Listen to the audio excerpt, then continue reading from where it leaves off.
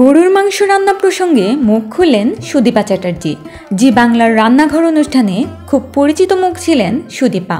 সম্প্রতি বাংলাদেশের একটি রান্নার অনুষ্ঠানে যোগ দিয়েছিলেন সুদীপা।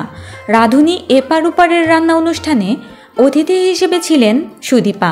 সাথে ছিলেন বাংলাদেশের জনপ্রিয় অভিনেত্রী তারিন জাহান। তবে সেখানে তারিন জাহান রান্না করেন বিফ কোপ্তা। সম্প্রতি ভাইরাল হয়েছে ভিডিওটি। আর এই ভিডিও নিয়েই সমস্যার মুখে পড়েছেন সুদীপা চ্যাটার্জি।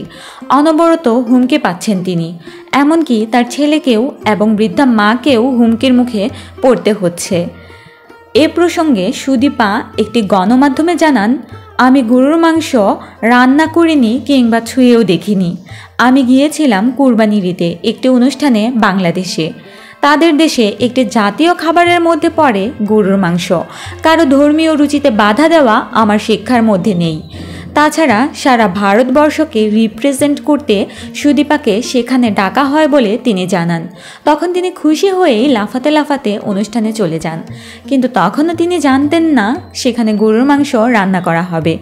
অভিনেত্রী তারিন জাহান গরুর মাংসের কোফতাকারি রান্না করেন, কিন্তু সুদীপা বলেন তিনি সেটা রান্নাও করেননি এবং হাত দিয়েও দেখেননি। শুধুমাত্র অন্য কারো ধর্মীয় আচরণে বাধা হয়ে দাঁড়ানো অনুচিত বলেই চুপ করেছিলেন তিনি। কিন্তু তবুও তার ছেলে এবং মাকে নিয়ে নানান কথা বলা হচ্ছে। তার ছেলেকেও হুমকি দেওয়া হচ্ছে। এজন্য ছেলেকে স্কুলে পাঠাতেও ভয় পাচ্ছেন তিনি। বিনোদনের আরও আপডেট পেতে স্টার বাংলা গল্পের সাথে থাকুন। আর ভিডিওটি ভালো লাগলে লাইক, কমেন্ট এবং সাবস্ক্রাইব করতে ভুলবেন না। ধন্যবাদ।